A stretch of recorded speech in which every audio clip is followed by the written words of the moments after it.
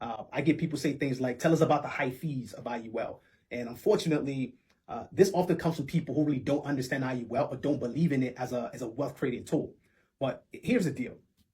One of the things you first need to realize is that any type of financial product you decide to go with is going to be expensive to a certain degree. So the real question is, is not, why is IUL expensive, but how expensive is it compared to other financial product? Because when you kind of weigh it from a short-term and long-term, then you really start to see the big picture here, right? But one of the questions I often ask people is this, right? Especially people who put into 401k, they have IRA and so on, mutual funds and the likes, is that how much fees do you think you pay throughout your entire career as an investor in these different instruments? And the truth of the matter is 80% of the people who actually leverage these tools have zero clue that they're actually paying fees.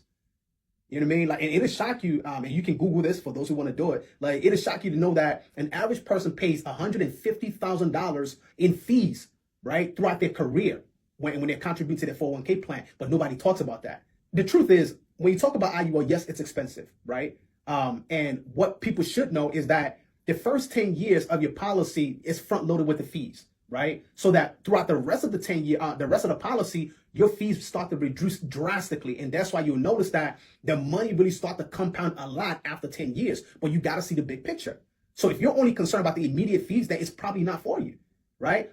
Now, on the contrary, when you think about like 401k mutual funds and the like, the fees are pretty small at the beginning of, of you investing in them. But throughout the rest of the years, as time goes on and your portfolio gets larger, your fees start to go up drastically.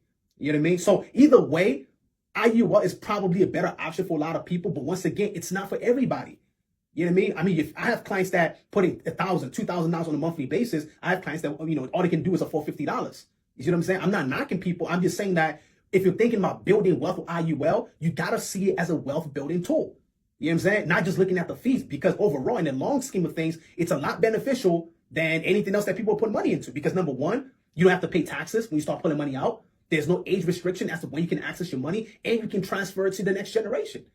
You know what I mean? And I think what I actually do, I'm going to work on creating another video where I actually show people the difference between IUL, 401k, IRA, mutual funds, and whatever's out there so people can get a better understanding. You know what I'm saying? But personally, I don't try to convince people to get IUL because I know it's not for everybody. You know what I mean? I'm very selective with the clients that I work with, people who think about wealth building and people who think long term. You know what I mean? If you're looking for get rich quick scheme, I'm definitely not your guy. But when you talk about strategically positioning yourself to build wealth, then I can help you. But not for people to just be making random comments, talk about the fees. This is a scam. Like, I get thousands of comments on my posts and I just don't have time to respond to everybody's negativity. I don't feed off of that. That's not who I am.